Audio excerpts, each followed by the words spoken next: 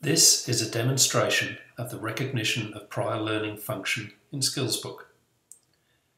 The RPL function of Skillsbook is based on the Skills First methodology devised in Queensland, although of course fully online. Some of the key features of the methodology are that the candidate drives the process. They only proceed to RPL when it appears they have a good chance of success. It is an entirely objective process. The detail of the competency standard sets the benchmark. And importantly, it means no more shoeboxes. Evidence is collected against specific requirements, not just bundled into a pile for the assessor to unravel. This function allows the RTO to offer RPL to every candidate up front prior to training. It's highly efficient, cost-effective, and of course compliant.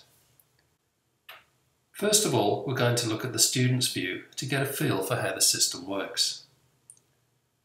Once logged in and I've clicked the Training and RPL tab, the self-assessment icon displays. To start, I click the icon. After reviewing these, I click Start Now. Each unit in my course is listed, and within each of these are 3 checklists. Do you know, do you have, and can you do? I'll review each statement in the checklist and amend the response accordingly. By default, these are answered as no. At the end of each unit, I save my responses and move to the next unit. And then I submit my self-assessment. The system will ask me, am I sure? And then all of my responses will go to the assessor for review. Once my self-assessment has been reviewed and I've paid my enrolment fee, my account is activated and I can proceed with recognition of prior learning application. To proceed, my assessment consists of 3 approaches. If I said I can provide specific documentary evidence, then I'm asked to upload it. If I said I know about a particular topic, then I'm tested on it. And if I said I can do a particular task, then I'm asked to log it while at work. And optionally, I can also have my supervisor provide feedback on my workplace performance. We'll look at each of these in a little more detail. The evidence required icon lists all of the documentary requirements of each of the units of competency in my RPL plan. I'm instructed to upload files of any type from my library against specific requirements.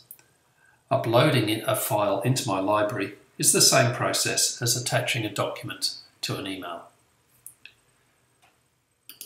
So I simply choose the items that I want to put forward against this evidence requirement, click it across, and then when I'm finished, I click Submit.